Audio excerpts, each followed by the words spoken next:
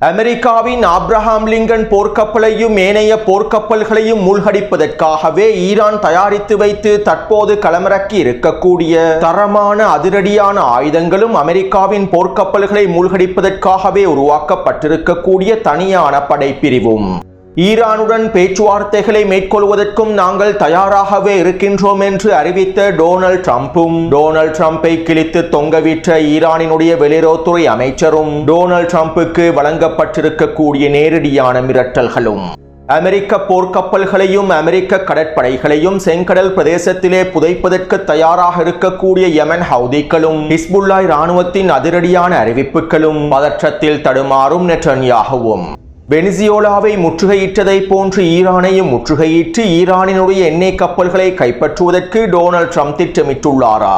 வெனிசுவேலாவை போன்று அமெரிக்க கடற்படையினால் ஈரானை முற்றுகையிட முடியுமா?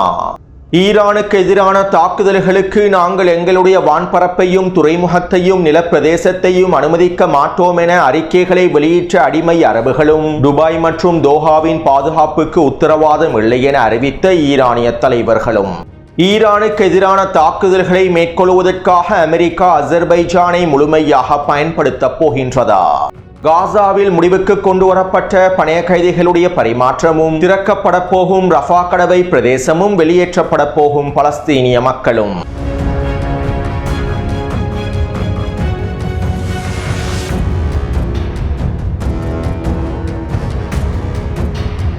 நெட்டன்யாகுவின் அரசு அலுவலகம் அறிக்கை ஒன்றை வெளியிட்டிருந்தது. ஜனாதிபதி டொனால்ட் ட்ரம்பினுடைய 20 அம்ச திட்டத்தின் ஒரு பகுதியாக இருக்கக்கூடிய ரஃபா கடவை பிரதேசத்தினை நாங்கள் திறப்பதற்கு தயாராகவே இருக்கின்றோம். நாங்கள் ரஃபா கடவை பிரதேசத்தினை பொதுமக்களுடைய பயன்பாட்டிற்காக மாத்திரமே திறப்போம். ரஃபா கடவை பிரதேசத்தினூடாக உணவு வண்டிகள் அனுமதிக்கப்பட மாட்டாது. எந்த ஒரு வாகனமும் அனுமதிக்கப்பட மாட்டாது. அதே நேரம் காசாவில் இருக்கக்கூடிய மக்கள் ரஃபா கடவை பிரதேசத்தினூடாக வெளியேற முடியும். மேலும் காசாவிற்குள்ளும் நுழைய முடியும். ஆனால் காசாவிற்குள் நுழைவதை விட காசாவை விட்டு வெளியேறக்கூடிய மக்களுக்கே முன்னுரிமை வழங்கப்படும். மேலும் நாங்கள் ரஃபா கடவை பிரதேசத்திலே சோதனை சாவடிகளையும் அமைக்கப் போகின்றோம். இந்த சோதனை சாவடிகளின் மூலமாக சோதனை செய்யப்பட்டதற்கு பின்பே ரஃபா கடவை பிரதேசத்தினை கடந்து செல்ல முடியும். அனைத்து பணைய கைதிகளுடைய உடல்களும் எங்களிடம் ஒப்படைக்கப்பட்டதற்கு பின்பே இவை தொடர்பான அடுத்த கட்ட அறிவிப்புகளையும் நாங்கள் வெளியிடுவோம் என நெட்டன்யாகுவின் அரசு அலுவலகம் குறித்த அறிக்கையில் தெரிவித்திருந்தது. அத்தோடு நேற்று காலையில் இறுதியாக எஞ்சிருக்கக்கூடிய இஸ்ரேலிய ஆக்கிரமிப்பு பணைய கைதியின் உடல் இருக்கும் இடத்தினை ஹமாஸ் தரப்பினர் மத்தியஸ்தர்கள் மூலமாக இஸ்ரேலிய ஆக்கிரமிப்புக்கு அறிவித்தார்கள். வடக்கு காசாவின் ஜெய்தூன் கிழக்கு பிரதேசத்தில் தான் இஸ்ரேலிய ஆக்கிரமிப்பினுடைய இறுதி பணைய கைதியின் உடலானது புதைக்கப்பட்டுள்ளது. மேலும் குறித்த பிரதேசமானது தற்போது மஞ்சள் எல்லை பிரதேசத்திற்குள்ளேயே காணப்படுகின்றது. இஸ்ரேலிய ஆக்கிரமிப்பு ராணுவத்தினுடைய கட்டுப்பாட்டுக்குள்ளேயே குறித்த பிரதேசம் காணப்படுகின்றது. இதனால் ஹமாஸ் தரப்பினர் வழங்கிய தகவல்களை பெற்றுக்கொண்டு இஸ்ரேலிய ஆக்கிரமிப்பு ராணுவமே ஜெய்தூன் கிழக்கு பிரதேசத்தில் தேடுதல் நடவடிக்கைகளை மேற்கொண்டிருந்தது. இதன் விளைவாக நேற்று மாலை இறுதி பணைய கைதியினுடைய உடலையும் இஸ்ரேலிய ஆக்கிரமிப்பு கண்டுபிடித்தது.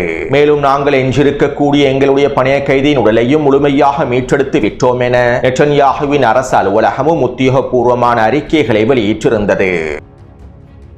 எனவே நேற்றைய தினம் ஹமாஸுக்கும் இஸ்ரேலிய ஆக்கிரமிப்புக்கும் இடையிலான பணைய கைதிகளுடைய பரிமாற்றம் முழுமையாக நிறைவடைந்துள்ளது. ஹமாஸ் தரப்பினர் அனைத்து உயிருள்ள பணைய கைதிகளையும் ஏற்கனவே ஒப்படைத்து விட்டார்கள். மேலும் எஞ்சியிருந்த ஒரே ஒரு இஸ்ரேலிய ஆக்கிரமிப்பு பணைய கைதியின் உடலும் தற்போது ஒப்படைக்கப்பட்டு விட்டது. டொனால்ட் ட்ரம்பினுடைய ஒப்பந்தத்திற்கு அமைவாக ஹமாஸ் தரப்பினர் அனைத்து நிபந்தனைகளையும் முழுமையாக நிறைவேற்றியுள்ளார்கள். ஆனால் இஸ்ரேலிய ஆக்கிரமிப்பு டொனால்ட் ட்ரம்பினுடைய ஒப்பந்தத்திற்கு அமைவாக இன்னும் எந்தவிதமான நிபந்தனைகளையும் நிறைவேற்றவில்லை. பணைய கைதிகளுடைய பரிமாற்றத்தை தவிர வேறு எந்த நிபந்தனைகளையும் இஸ்ரேலிய ஆக்கிரமிப்பு நிறைவேற்றவில்லை. டொனால்ட் ட்ரம்பின் முதலாம் கட்ட திட்டத்திற்கு அமைவாக காசாவிலே ரஃபா கடவை பிரதேசம் முழுமையாக திறக்கப்பட்டு ஒரு நாளைக்கு குறைந்தது 600 உணவு வண்டிகளாவது நுழைய வேண்டும் என குறிப்பிடப்பட்டிருந்தது. அடிமை மத்தியஸ்தர்களும் ஒப்பந்தத்தினுடைய ஆரம்பத்தில் இவ்வாறு தான் தெரிவித்தார்கள். இந்த ஒப்பந்தத்தின் மூலமாக பலஸ்தீனிய மக்களுடைய பட்டினியை எங்களுக்கு முடிவுக்கு கொண்டு வர முடியும். ஒரு நாளைக்கு 600 உணவு வண்டிகளை அனுமதிக்க முடியும் என தெரிவித்தார்கள். ஆனால் ஒப்பந்தம் மேற்கொள்ள திறக்கப்பட்டு டொனால்ட் ட்ரம்பினுடைய முதலாவது கட்டம் ஆரம்பிக்கப்பட்டு 100 நாட்களையும் கடந்துள்ள நிலைமையில் ரஃபா கடவை பிரதேசம் திறக்கப்பட்டு உணவுப் பொருட்களும் விநியோகம் செய்யப்படவில்லை.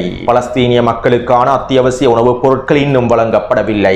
இனிப்பு பண்டங்களையும் சாக்லேட்டுகளையும் மாத்திரமே இஸ்ரேலிய ஆக்கிரமிப்பு காசாவிற்குள் அனுமதித்து வருகின்றது. அதே போன்று மருத்துவ உபகரணங்களும் மருந்து பொருட்களும் காசாவிற்குள்ளே இன்னும் அனுமதிக்கப்படவில்லை. இப்படியான நிலைமையிலேயே தற்போது ரஃபா கடவை பிரதேசத்தினை இஸ்ரேலிய ஆக்கிரமிப்பு திறக்கப் போவதாகவும் அதுவும் பலஸ்தீனிய மக்களின் வெளியேற்றத்திற்காக மாத்திரமே திறக்கப் போவதாகவும் அறிவித்துள்ளது. ஏற்கனவே காசாவில் ஹமாஸுக்கு எதிராக செயற்படக்கூடிய சில அரபு பழங்குடி குழுக்கள் இஸ்ரேலிய ஆக்கிரமிப்பு ராணுவத்தின் உதவியோடு காசாவுக்குள்ளே இருக்கக்கூடிய ஆயிரக்கணக்கான மக்களை வெளியேற்றிவிட்டார்கள். அவர்களுடைய குடும்ப உறுப்பினர்களும் இளைஞர்களும் வேலைவாய்ப்பு என்கின்ற பெயரில் காசாவை விட்டு வெளியேறிவிட்டார்கள். கிட்டத்தட்ட 20,000 தொடக்கம் 35,000 வரையிலான பலஸ்தீனிய மக்கள் காசாவிலிருந்து திட்டமிட்டு வெளியேற்றப்பட்டிருப்பதாக தெரிவிக்கப்படுகின்றது. மேலும் மருத்துவத்திற்காக காசாவை விட்டு வெளியேறிய 10,000க்கும் அதிகமான பலஸ்தீனிய குழந்தைகளும் அவர்களுடைய குடும்ப உறுப்பினர்களும் தற்போது காசாவிற்குள்ளே அனுமதிக்கப்படுவதில்லை. அவர்களையும் இஸ்ரேலிய ஆக்கிரமிப்பு காசாவை விட்டு முழுமையாக வெளியேற்றிவிட்டது. எனவே இப்படியான நிலைமையில் ரஃபா கடவை பிரதேசத்தினை திறந்து காசாவில் இருக்கக்கூடிய 1 லட்சம் தொடக்கம் 2 லட்சம் வரையிலான பலஸ்தீனிய மக்களை முழுமையாக இஸ்ரேலிய ஆக்கிரமிப்பு வெளியேற்றும் என்றும் தற்போது காசாவிற்குள்ளே 2 லட்சத்திற்கும் குறைவான பலஸ்தீனிய மக்கள் தன்னிச்சையாக வெளியேறுவதற்கு தயாராகவே இருக்கின்றார்கள் என்றும் காசாவின் களத்தில் இருக்கக்கூடிய பலஸ்தீனிய ஊடகவியலாளர்கள் கருத்துக்களை வெளியிட்டுள்ளார்கள். காசாவிலே தற்போது 20 லட்சத்திற்கும் அதிகமான பலஸ்தீனிய மக்கள் வாழ்கின்றார்கள். இதிலே 2 லட்சத்திற்கும் குறைவான பலஸ்தீனிய மக்களே தன்னிச்சையாக காசாவை விட்டு வெளியேறுவதற்கு விருப்பம் தெரிவித்துள்ளார்கள். இருப்பினும் அதிகளவான பலஸ்தீனிய மக்கள் காசாவில் இருப்பதற்கே விரும்புகின்றார்கள். ஆனால் காலப்போக்கில் பலஸ்தீனிய மக்களுக்கு உச்சழுத்தங்களை வழங்கி அதிகளவான பலஸ்தீனிய மக்களை ரஃபா கடவை பிரதேசத்தினூடாக வெளியேற்றுவதற்கே இஸ்ரேலிய ஆக்கிரமிப்பும் அமெரிக்காவும் எல்லாவிதமான வேலை திட்டங்களையும் முன்னெடுத்து வருகின்றன. அத்தோடு பணைய கைதிகளுடைய பரிமாற்றம் முடிவடைந்ததை தொடர்ந்து டொனால்ட் ட்ரம்பும் நெட்டன்யாகுவும் ஊடகங்களுக்கு கருத்துக்களை வெளியிட்டிருந்தார்கள். காசாவில் இருக்கக்கூடிய பணைய கைதிகளின் உடல்களை ஒப்படைப்பதற்கு ஹமாஸ் கடுமையாக பாடுபட்டுள்ளது. இதே போன்று ஹமாஸ் தொடர்ச்சியாக செயற்பட்டு கடுமையாக பாடுபட்டு அவர்கள் நிராயுத பாணியாக்க வேண்டும். அவர்கள் ஒப்புக்கொண்டதற்கமைவாக ஹமாஸ் அவர்களுடைய ஆயுதங்களை கீழே வைத்து நிராயுத பாணியாக்கி விட வேண்டும் என டொனால்ட் ட்ரம்ப் கருத்துக்களை வெளியிட்டுள்ளார். அதே போன்று நாங்கள் பணைய கைதிகளுடைய பரிமாற்றத்தை முடித்துவிட்டோம். இனி எங்களுக்கு எஞ்சியிருப்பது காசாவை முழுமையாக கட்டுப்படுத்துவதும் காசாவில் இருக்கக்கூடிய ஹமாஸை முழுமையாக நிராயுதபாணியாக்குவதும் காசாவை சர்வதேச படைகளுக்கு கீழால் கட்டுப்படுத்தி எங்களுடைய முழுமையான கட்டுப்பாட்டுக்குள் கொண்டு வருவதும் ஆகும் என நெட்டன்யாகு ஊடகங்களிடம் கருத்துக்களை வெளியிட்டுள்ளார். அடுத்து இஸ்ரேலிய ஆக்கிரமிப்பு ராணுவம் தெற்கு லெபனான் பிரதேசத்திலே உச்ச தாக்குதல்களை மேற்கொண்டு வருகின்றது. கடந்த 48 மணித்தியாலங்களுக்குள் இஸ்ரேலிய ஆக்கிரமிப்பு ராணுவம் தெற்கு லெபனான் பிரதேசத்திலே 20க்கும் அதிகமான வான்வழி தாக்குதல்களை மேற்கொண்டிருந்தது. அதே நேரம் இந்த வான்வழி தாக்குதல்களுக்காக இஸ்ரேலிய ஆக்கிரமிப்பு பங்கபஸ்ட வெடிகுண்டுகளையும் பயன்படுத்தி இருந்தது. GBU-31 என்கின்ற பங்கபஸ்ட வெடிகுண்டுகளை பயன்படுத்திய இந்த தாக்குதல்களை மேற்கொண்டிருப்பதாக தெரிவிக்கப்படுகின்றது. நாங்கள் ஹிஸ்புல்லாஹ் ராணுவத்தின் ஏவுகணை களஞ்சிய சாலைகளை இலக்கு வைத்து இந்த தாக்குதல்களை மேற்கொண்டுள்ளோம். இந்த தாக்குதலின் மூலமாக ஹிஸ்புல்லாஹ் ராணுவத்தின் 2 ஏவுகணை களஞ்சிய சாலைகள் அளிக்கப்பட்டிருப்பதாக இஸ்ரேலிய ஆக்கிரமிப்பு ராணுவம் அறிவித்துள்ளது. ஆனால் இஸ்ரேலிய ஆக்கிரமிப்பு ராணுவம் மேற்கொண்ட பங்கபஸ்ட வெடிகுண்டு தாக்குதலில் 3 கட்டிடங்கள் தான் தரைமட்டமாக்கப்பட்டிருப்பதாகவும் ஹிஸ்புல்லாஹ் ராணுவத்தின் ஏவுகணை களஞ்சிய சாலைகள் இலக்கு வைக்கப்படவில்லை என்றும் குறித்த கட்டிடங்களிலே ஹிஸ்புல்லாஹ்வினுடைய உள்கட்டமைப்புகள் இருந்ததற்கான எந்தவிதமான ஆதாரங்களும் இல்லை என்றும் லெபனானிய ஊடகங்களும் உறுதிப்படுத்தியுள்ளன. அத்தோடு இஸ்ரேலிய ஆக்கிரமிப்பின் இந்த வான்வழி தாக்குதல்களினால் அல்-மனார் ஊடகத்தினுடைய மிக முக்கியமான ஊடகவியலாளரான அலி நூர்டீன் அவர்கள் படுகொலை செய்யப்பட்டுள்ளார். அடுத்து நேற்றிரவு லெபனானினுடைய பெய்ரூட், டயர், நபட்டியா மற்றும் பால்பெக் ஆகிய பிரதேசங்களில் லெபனானிய மக்கள் ஈரானுக்கு ஆதரவாக களமிறங்கி தொடரணிகளையும் பேரணிகளையும் மேற்கொண்டிருந்தார்கள். நூற்றுக்கணக்கான ஆயிரக்கணக்கான லெபனானிய மக்கள் அணிதிரண்டு ஈரானுக்கு முழுமையான ஆதரவை வழங்குவதாகவும் அறிவித்தார்கள். மேலும் ஈரானுக்கு ஆதரவாக நாங்கள் போரிலே இஸ்ரேலிய ஆக்கிரமிப்புக்கு எதிராக களமிறங்குவோம் என்றும் கோஷங்களையும் எழுப்பியிருந்தார்கள். இந்த பேரணிகளை தொடர்ந்து ஹிஸ்புல்லாஹ் ராணுவத்தினுடைய பொதுச் செயலாளர் ஷேக் நயீம் காசிம் அவர்கள் இவ்வாறு தெரிவித்தார். டொனால்ட் ட்ரம்பும் மற்றவர்களும் இமாம் கமேனி அவர்களை படுகொலை செய்வதாக மிரட்டினால் அது கோடிக்கணக்கானவர்களுக்கு எதிரான எச்சரிக்கையாகவும் அச்சுறுத்தலாகவுமே அமைந்திருக்கும். இமாம் கமேனி அவர்கள் படுகொலை செய்யப்பட்டால் இந்த பிராந்தியம் மாத்திரமல்ல, ஒட்டுமொத்த உலகமும் ஸ்திரத்தன்மையை இழந்துவிடும். மேலும் நாங்கள் ஒரு பொழுதும் மௌனமாக இருக்க மாட்டோம். செய்ய வேண்டியதை செய்வதற்கான எல்லா விதமான உரிமைகளும் எங்களுக்கு இருக்கின்றன. கடந்த 2 மாதங்களாக எங்களிடம் பலர் கேள்விகளை எழுப்புகின்றார்கள். அமெரிக்காவும் இஸ்ரேலும் ஈரானுக்கு எதிரான தாக்குதல்களை மேற்கொள்ளுமா? இதன் போது ஹிஸ்புல்லா நேரடியாக களமிறங்குமா? ஹிஸ்புல்லாவுக்கு பிறகு ஈரான் தாக்கப்படுமா அல்லது ஈரானுக்கு பிறகு ஹிஸ்புல்லா தாக்கப்படுமா என பலர் கேள்விகளை எழுப்புகின்றார்கள். ஒரு விடயத்தினை மாத்திரம் நான் கூறிக்கொள்கின்றேன். நாங்கள் ஒரு பொழுதும் நடுநிலையாக இருக்க மாட்டோம். களத்திற்கு தேவையான அனைத்தையும் செய்வோம். இந்த முறை ஈரானுக்கு எதிரான போரானது ஒட்டுமொத்த பிராந்தியத்தையும் பற்ற வைக்கும். ஈரானுக்கு எதிரான தாக்குதல்கள் பிராந்தியத்திலே மிகப்பெரிய விளைவுகளை ஏற்படுத்த போகின்றன.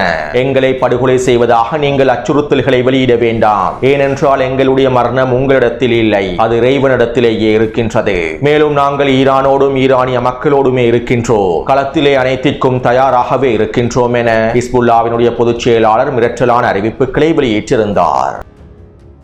அதாவது ஈரானுக்கு எதிரான அடுத்த கட்ட போரிலே ஹிஸ்புல்லா இராணுவத்தினரும் நேரடியாக களமிறங்குவார்கள் என்பதனை உத்தியோகபூர்வமாகவே அறிவித்துள்ளார்கள். மேலும் இந்த போரிலே ஹிஸ்புல்லா நேரடியாக களமிறங்குவது அமெரிக்காவுக்கும் இஸ்ரேலிய ஆக்கிரமிப்புக்கும் சவாலாகவே அமைந்திருக்கும். இவை தொடர்பாக நேற்றைய காணொளியிலும் நான் தெளிவாக குறிப்பிட்டிருந்தேன். ஹிஸ்புல்லா இராணுவத்தினர் இஸ்ரேலிய ஆக்கிரமிப்புக்கு எதிராக ஏவுகணை தாக்குதல்களை ஆரம்பிப்பது அமெரிக்காவினதும் இஸ்ரேலிய ஆக்கிரமிப்பினதும் வான் பாதுகாப்பு அமைப்புகளுக்கு மிகப்பெரிய சவாலாகவே அமைந்திருக்கும். அத்தோடு ஹிஸ்புல்லா இராணுவத்தினுடைய பொதுச் செயலாளரின் அறிவிப்புகளை தொடர்ந்து நெட்டன்யாஹூ அவசர போர் அமைச்சரவை கூட்டத்தினை கூட்டியுள்ளார். ஹிஸ்புல்லாவின் ஏவுகணை தாக்குதல்களை தடுப்பதற்கான வேலை திட்டங்களை அவசரமாக மேற்கொள்வது தொடர்பாகவும் இஸ்ரேலிய ஆக்கிரமிப்பின் வடக்கு பிரதேசத்தினை முழுமையாக தயார்படுத்துவது தொடர்பாகவும் பல முக்கியமான முடிவுகளை நெட்டன்யாஹூ எடுத்திருப்பதாகவும் இஸ்ரேலிய ஆக்கிரமிப்பு ஊடகங்கள் தெரிவித்துள்ளன. மேலும் இன்று காலையிலிருந்து வடக்கு பிரதேசத்திலே பயிற்சிகளும் ஆரம்பிக்கப்பட்டுள்ளன. ஹிஸ்புல்லா இராணுவத்தினர் ஊடுருவல் தாக்குதல்களை மேற்கொண்டால் அவற்றை முறியடிப்பதற்குமான பயிற்சிகளும் ஆரம்பிக்கப்பட்டுள்ளன. அத்தோடு ஹிஸ்புல்லாவினுடைய அறிவிப்பை தொடர்ந்து இஸ்ரேலிய ஆக்கிரமிப்பின் வடக்கு பிரதேசத்தில் இருக்கக்கூடிய நிலத்திடர்கள் அச்சமடைந்திருப்பதாகவும் இதனால் மீண்டும் வடக்கு பிரதேசத்திலிருந்து நிலத்திடர்கள் இடம்பெறுவதற்கான வாய்ப்புகள் இருப்பதாகவும் இஸ்ரேலிய ஆக்கிரமிப்பு ஊடகங்கள் சுட்டிக்காட்டியுள்ளன.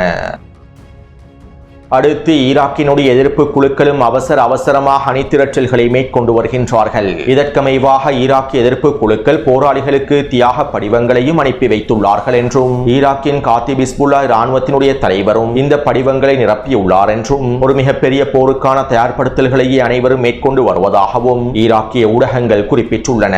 மேலும் இவை தொடர்பான புகைப்படங்களை டெலிகிராம் சேனலில் பதிவிட்டுள்ளேன். அத்தோடு இன்று காலை ஈராக்கில் இருக்கக்கூடிய மிகப்பெரிய எதிர்ப்பு குழுவான PMF படைகளுடைய தளபதிகள் விசேட அறிவிப்புகளை வெளியிட்டிருந்தார்கள்.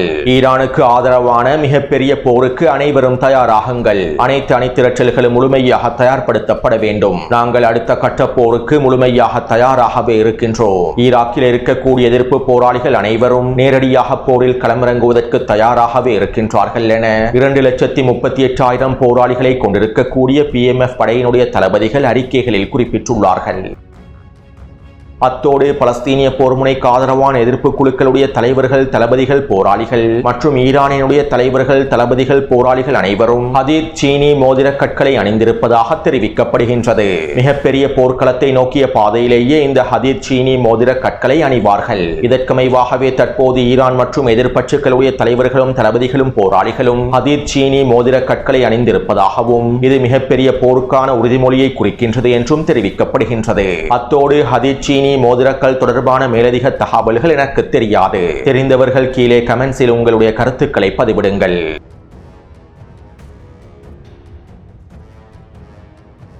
ஈரானுக்கு எதிரான தாக்குதல்களுக்கு எங்களுடைய வான்பரப்பையோ துறைமுகத்தையோ நிலப்பிரதேசத்தையோ நாங்கள் வழங்கப் போவதில்லை என அடிமை ஐக்கிய அரபு அமீரகமும் கத்தாரும் சவுதி அரேபியாவும் அறிவித்துள்ளன.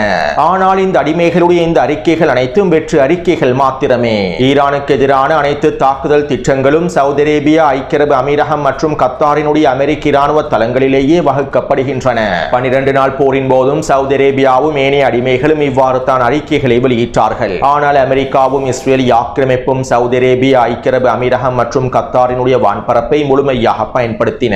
இதனால் தற்போது ஈரான் தெளிவாக இந்த அடிமை அரபுகளுக்கும் துரோகிகளுக்கும் செய்திகளை அனுப்பி வைத்துள்ளது. மேலும் ஈரானுக்கு எதிராக தாக்குதல்கள் மேற்கொள்ளப்பட்டதற்கு பின்பு துபாயும் தோஹாவும் பாதுகாப்பாக இருக்கும் என்பதனை எங்களுக்கு உறுதிப்படுத்த முடியாது என ஈரானிய தலைவர்கள் செய்திகளை அனுப்பி இருப்பதாகவும் மத்திய கிழக்கு ஊடகங்கள் சுட்டிக்காட்டியுள்ளன. அடுத்து இந்த தடவை ஈரானுக்கு எதிரான தாக்குதல்களுக்கு அமெரிக்கா அசர்பைஜானை முழுமையாக பயன்படுத்தும் என மத்திய கிழக்கு ஆய்வாளர்கள் குறிப்பிட்டுள்ளார்கள். ஈரானின் தலைநகரான தெஹ்ரானின் நுழைவாயிலாகவே அசர்பைஜான் காணப்படுகின்றது. அசர்பைஜானின் வான்பரப்பை பயன்படுத்தி தெஹ்ரானுக்குள்ளே இலகுவாக நுழைய முடியும். 12 நாள் போரின் போதும் அசர்பைஜானினுடைய கிழக்கு பிரதேசத்தில் இருக்கக்கூடிய இராணுவ கட்டளை தளங்களையே இஸ்ரேல் ஆக்கிரமிப்பு பயன்படுத்தியது. மேலும் அசர்பைஜான் எல்லை பிரதேசத்தினூடாக ட்ரோன் தாக்குதல்களையும் மேற்கொண்டிருந்தது. எனவே 12 நாள் போருக்கு பின்பு அசர்பைஜான் அமெரிக்காவுடனான உறவுகளையும் வளர்த்துக் கொண்டிருப்பதனால், டொனால்ட் ட்ரம்பினுடைய தலைமையில் அசர்பைஜானோடு பேச்சுவார்த்தைகள் மேற்கொள்ளப்பட்டிருப்பதனால் தற்போது அமெரிக்கா ஈரானுக்கு எதிரான தாக்குதல்களுக்கு அசர்பைஜானை பயன்படுத்தும் என அமெரிக்க ஊடகங்களும் தெரிவித்து வருகின்றன.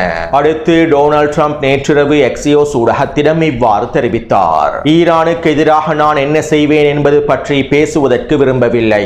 ஆனால் வெனிசுவேலாவை விட மிகப்பெரிய கடற்படைகளையும் இராணுவ பலத்தையும் நாங்கள் மத்திய கிழக்குக்கு அனுப்பி வைத்துள்ளோம். மேலும் வெனிசுவேலாவை விட மிகப்பெரிய நடவடிக்கைகளை ஈரானுக்கு எதிராக மேற்கொள்ளப்படும் என்றும் டொனால்ட் ட்ரம்ப் தெரிவித்துள்ளார். அத்தோடு வெனிசுவேலாவின் எண்ணெய் வர்த்தகத்தை முடக்குவதற்காக டொனால்ட் ட்ரம்ப் வெனிசுவேலாவின் கடற்பிரதேசத்தை முற்றுகையிட்டார். அமெரிக்க கடற்படைகளை முழுமையாக களமிறக்கி வெனிசுவேலாவின் கடற்பரப்பை முழுமையாக முற்றுகையிட்டு வெனிசுவேலாவின் எண்ணெய் வர்த்தகத்தினை முடக்குவதற்கான வேலை திட்டங்களை மேற்கொண்டார். இதற்கமைவாக அதிகளவான எண்ணெய் கப்பல்களையும் கைப்பற்றினார்கள். எனவே இதே போன்று ஈரானிய கடற்பிரதேசங்களையும் முற்றுகையிட்டு ஈரானினுடைய எண்ணெய் வர்த்தகத்தினை முழுமையாக முடிவுக்கு கொண்டு வருவதற்காக அமெரிக்காவினுடைய கடற்படைகளை முழுமையாக பயன்படுத்துவதற்கு ஈரானிய எண்ணெய் கப்பல்களை கைப்பற்றுவதற்கும் டொனால்ட் ட்ரம்ப் திட்டமிட்டு வருவதாக அமெரிக்க ஊடகங்கள் செய்திகளை வெளியிட்டுள்ளன. ஆனால் இங்கிருக்கக்கூடிய மிக முக்கியமான விடயம் என்னவென்றால், வெனிசுவேலாவை போன்று டொனால்ட் ட்ரம்பினாலும் அமெரிக்க கடற்படையினாலும் ஈரானினுடைய கடற்பிரதேசத்தினை முற்றுகையிட முடியாது. அமெரிக்க கடற்படையானது அரேபிய கடல் பிரதேசத்தினை முற்றுகையிட்டு ஈரானின் கடற்பிரதேசத்தை முற்றுகையிட்டு ஈரானினுடைய எண்ணெய் கப்பல்களை இலக்கு வைத்து தாக்குதல்களை மேற்கொண்டு எண்ணெய் கப்பல்களை கைப்பற்றினால் ஈரான் ஹெர்முஸ் ஜலசந்தை பிரதேசத்தினை முழுமையாக இழுத்து மூடிவிடும். அமெரிக்க கடற்படையானது ஈரான் எண்ணெய் வர்த்தகத்தை முற்றுகையிட்டால் ஈரான் ஒட்டுமொத்த உலகத்தினுடைய எண்ணெய் வர்த்தகத்தையும் முற்றுகையிட்டுவிடும். மேலும் ஒட்டுமொத்த நாடுகளுடைய எண்ணெய் வர்த்தகமும் முழுமையாக முடக்கப்பட்டுவிடும். அது மட்டுமல்லாமல் ஈரானினுடைய கடற்பிரதேசத்தை அமெரிக்கா முற்றுகையிட்டால் செங்கடல் பிரதேசத்தையும் யமன் ஹவுதி இராணுவத்தினர் முழுமையாக இழுத்து மூடிவிடுவார்கள். ஈரானுக்கு எதிரான தாக்குதல்கள் ஆரம்பிக்கப்பட்டால் நாங்கள் செங்கடல் பிரதேசத்திலே முழுமையாக களமிறங்குவோம் என்றும் அமெரிக்காவுக்கும் இஸ்ரேலிய ஆக்கிரமிப்புக்கும் எதிராகவும் நாங்கள் நேரடியான போரிலே களமிறங்குவோம் என்றும் ஒட்டுமொத்த மத்திய கிழக்கு பிராந்தியமும் பற்றி எரியும் என்றும் யமன் ஹவுதி இராணுவத்தினர் ஏற்கனவே அறிவிப்புகளை வெளியிட்டுள்ளார்கள். ஈரானுக்கு எதிரான அடுத்த கட்ட தாக்குதல்கள் ஆரம்பிக்கப்பட்டால் முழுநீள போரிலே களமிறங்குவதாக யமன் ஹவுதி இராணுவத்தினர் அறிவித்துள்ளார்கள். எனவே இதற்கமைவாக யமன் ஹவுதி இராணுவத்தினர் செங்கடல் பிரதேசத்தை முழுமையாக இழுத்து மூடுவார்கள். ஏற்கனவே செங்கடல் பிரதேசத்தில் யமன் ஹவுதி இராணுவத்தினர் அமெரிக்காவின் 3 போர்க்கப்பல்களை துரத்தி அடித்தார்கள். அதிலும் குறிப்பாக இறுதியாக செங்கடல் பிரதேசத்திலே களமிறக்கப்பட்டிருந்த அமெரிக்காவினுடைய போர்க்கப்பலான USS ட்ரூமேன் போர்க்கப்பலானது பாரிய அளவில் சேதமடைந்திருந்தது. எனவே செங்கடல் பிரதேசத்தில் தோற்கடிக்கப்பட்ட அமெரிக்க கடற்படையை மீண்டும் தோற்கடிப்பதற்கு யமன் ஹவுதி இராணுவத்தினர் தயாராகவே இருக்கின்றார்கள். இன்னும் தெளிவாக குறிப்பிடுவதாக இருந்தால் அமெரிக்காவினால் ஈரானுக்கு எதிரான முற்றுகையை மாத்திரமே மேற்கொள்ள முடியும். ஆனால் இதற்கு பதிலடியாக ஈரான் ஒட்டுமொத்த சர்வதேசத்தினுடைய எண்ணெய் வர்த்தகத்தையும் முற்றுகையிட்டுவிடும். அடுத்து அமெரிக்காவின் ஆப்ரஹாம் லிங்கன் போர்க்கப்பலை மூழ்கடிப்பதற்காகவும் பாரசீக வளைகுடா பிரதேசத்திலே அதற்கான கல்லறைகளை அமைப்பதற்காகவும் ஈரான் தற்போது 300க்கும் அதிகமான ஏவுகணைகளை சுமந்து செல்லக்கூடிய வேக படகுகளை களமிறக்கியுள்ளது.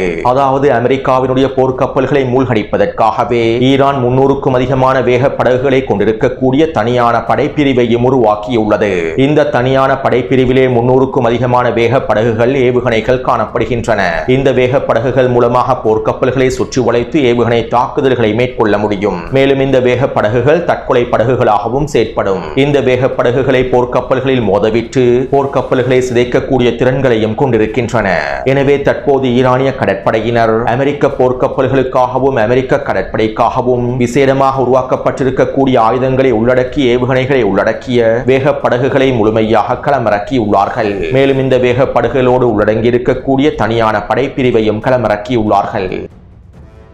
அடுத்து டொனால்ட் ட்ரம்ப் மீண்டும் ஈரானுடன் பேச்சுவார்த்தைகளை மேற்கொள்வதற்கு தயாராக இருப்பதாகவும் ஈரான் பேச்சுவார்த்தைகளை விரும்புவதாகவும் ஊடகங்களுக்கு கருத்துக்களை வெளியிட்டிருந்தார். டொனால்ட் ட்ரம்ப் இவ்வாறு ஊடகங்களுக்கு கருத்துக்களை வெளியிட்டதைத் தொடர்ந்து ஈரானிய வெளியுறவுத்துறை அமைச்சர் அப்பாஸ் அரக்சி அவர்கள் அதிரடியான கருத்துக்களை பதிலடிகளை வெளியிட்டிருந்தார். எங்களுடைய யுரேனியம் செறிவூட்டலை முழுமையாக நீக்கி யுரேனியம் செறிவூட்டல் பூஜ்ஜியமாக்கப்பட வேண்டும் என அமெரிக்கா கூறுகின்றது. அமெரிக்காவினுடைய இந்த நிபந்தனைகளை எங்களால் ஒரு பொழுதும் ஏற்றுக்கொள்ளவே முடியாது.